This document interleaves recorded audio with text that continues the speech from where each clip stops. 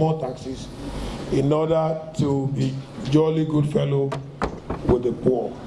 And one of the areas where our economic gap can be covered is if we address this lacuna that will make the rich to pay more tax. And it's comfortable for them to pay. I know the rich argument is that we generate employment, we provide jobs, all sorts of things like that. But that is not sufficient for revenue balance. There is need for us to have good, resounding revenue in order to fund the budget. If a man buys a private jet at $60 million and he pays no tax, because the aircraft is registered in a country that doesn't collect tax, then you know the aviation industry have to do something to make sure the tax is paid. Particularly when the aircraft is carrying American number. So, obviously speaking, the tax is not paid. And you know in America, you can donate the aircraft for $1 to an American citizen forever. And that person can lease the aircraft back to you forever for $1. So you don't pay any tax. So I think this is the area where we should develop, all of us.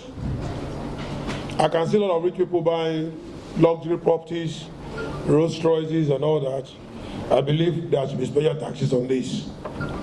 Once God has helped you to avoid to buy all those luxury, the same God will help you to pay more taxes on those luxuries. I think I will stop at that, except you have any question for me. Yes. Yes, sir. My name is Topsy Gimbo. I report for ASO Radio. I report for ASO Radio and Television, sir. Yes. I'm looking at this aspect. Like, for instance, if I happen to be a successful farmer, I cultivate rice and I get in many bags. So, if you are a farmer and you are successfully able to get 1 billion or 2 billion, and you now want to buy a house in Dubai, you think we should not tax you? You can't pass over that to the consumer. That's your own personal affairs. It's transactional cost. I'm looking at laws that we actually police transactional tax for the rich. That's what I'm looking at. And we can do this with international judicial collaborations. And that is the only way by which you can get this transactional cost, transactional tax for the rich. This is very important. So we are not saying tax your business. No. Government even provide incentive. Government even provide incentive for your business to triumph. But we are saying at the end of the business, there is something that belongs to you, which is your own income, which you are now using to buy properties from the money you made from that business. Is that transactional cost that I think the law should focus on?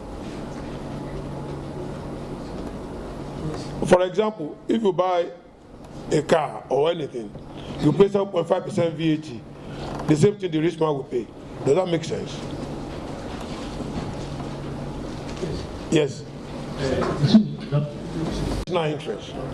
I'm not talking about property tax. No, I don't even support any property tax, because property tax will go to the tenants, whether you like it or not. I'm talking about people buying luxury. I'm talking about how many inflow that goes to countries like Dubai, like UK. Those are the things I'm talking about. So I think that we should look at that very critically. If you tax property, the owner will tax the tenants. So we're not going to look at that, particularly commercial properties or rentable properties. But we're talking about, luxury tax. Let's even start at that. Let's assume that we get the first 100 richest Nigerians into the tax net for luxury, and we give them a code, and we monitor their transaction. You will get more money. You can even get more money than half of what the entire nation will pay in taxes. For example, Nigeria VAT collectible is about 5% of the entire of South Africa. So how do you do it? And about 5% or about 25% of that of Kenya. So Kenya is about 60-something million. South Africa is 10 million. Kenya is about 54 million. So obviously we are 224 million. So to tell you, the GDP to tax ratio here is 18%. What is GDP? Size of the economy. So what is tax? So tax is what you pay to government as obligation for your activities. Now, the GDP to tax ratio is 18%, meaning that 72% of people are not under tax net. You think this is good for the economy that want to be serious? If you have 72% of the people not under tax net of your GDP, you are in financial danger lane. It will be difficult for you to progress. In the United States, for example, GDP to tax ratio is 100%. In UK, it's maybe 105%. People are overtaxed than what they're supposed to pay. But in Nigeria, it's 18% GDP to tax ratio. Only 18% of the economic size know anything about tax. 72 don't never heard about tax. And like you said, you will remember having been now in the National Assembly, going to the second reading, which is Federal Data Bank. So if we have a Federal Data Bank at the end of the day, you can just click and you see the list of 100 richest Nigeria from the data bank. You can even see total list of journalists we have in Nigeria. Just click the data bank. They give you the name and address and details, and you know what to do with them. You know, so obviously you need the data bank to get this done, but not that you have to do property tax. No, I think that is not it. But you should be worried that 72% of Nigeria population is not in the tax net. They have never seen tax, heard about it in their lifetime. And what we are now saying is that we don't say go and be taxing the poor. But what we are saying is that you should simply look at the rich first. Because in a trying time like this, the rich have a lot of role to play. You might say things are bad. It's not everybody that things are bad for. People are still using, when things are bad, it's the greatest time to make money, I'm sure you know. If you look at the way of strategy, it says the greatest opportunity to make good things in period of chaotic situation. Making opportunities in chaotic situation is a Harvard definition of strategy. Making it under a chaotic situation. Every chaotic situation provides a fantastic and robust strategy for you to move and make more money. Is this money we say should be taxed? Yes, can I ask? Maybe one more before me. I'm just suggesting. I'm just suggesting area where we can buffer revenue in the coming year, because you know our GDP to debt ratio now is 49.5%. So half size of the economy is on loan. Now the challenge you have here is that additional borrowing reduces your growth. You know that. So you can't grow with additional borrowing. And again, without borrowing, you cannot develop at all. So you are in a quagmire, and you need to come out of it. And this is revenue. And you know, people talk about Bola Tinubu, Gome here and there, things are tough. I laugh many times. Because this is completely nonsensical. Because you didn't report, as journalists, that Buhari government handed over 1% cash to GDP ratio. The handing over note of Buhari government, he handed over 1% cash to GDP. So as we talk now, GDP to cash is 1.5%. Now tell me, you take over Punch today, and then they tell you the cash available is 1.5%. You have 500 reporters to pay their salary. You have to print that same night that you take over. You have to buy ink. You have to circulate. You must not reduce the size. You must not sack people. And your cash to GDP, to the size of Punch, is 1%. How will you move? Or Guardian, or Mirror, or anything that you buy. Or you talk about First Bank. Let's assume you buy First Bank. And the cash ratio to size of First Bank is 1%. So if First Bank worth 3 trillion, the cash available is 300 billion. Now, 3 customers are sending instruction to transfer 500 billion. How do you want to do that? Your cash drop instantly. If you are a president and you are not Tinubu, how will you manage 1% cash ratio to GDP without printing money? If you print more money, you increase money in circulation, it leads to inflation, it leads to foreign exchange, rioting and all that, and the economy becomes burdensome to people. I'm talking from knowledge. I'm not talking from sentiment. I'm talking from empirical data. If you ask central bank governor today, what is GDP to tax ratio? Cash, GDP to cash. You are the treasurer of Nigeria. It's 1.5%. So you then have the central bank governor, how do you want to move 1.5% to reduce dollar rate and inflation from that? Because if you are an economist, or you are a businessman, or you are an economic reporter or energy reporter, you already know when somebody say is handing over 1.5% cash ratio to GDP, that the country is in financial dangerous lane. I don't think you even take any appointment from that government, but you know there's no cash. So these are the area, and that is why at the World Bank IMF I suggested that Nigeria should bring application for voucher for food. That is, government should collapse all palliative accounts in central bank to one single account and print voucher and give it to 30 million vulnerable Nigeria, 100,000 per month, people above 18 years for a period of 1 year. And then all the noise about poverty thing will just come down, zero.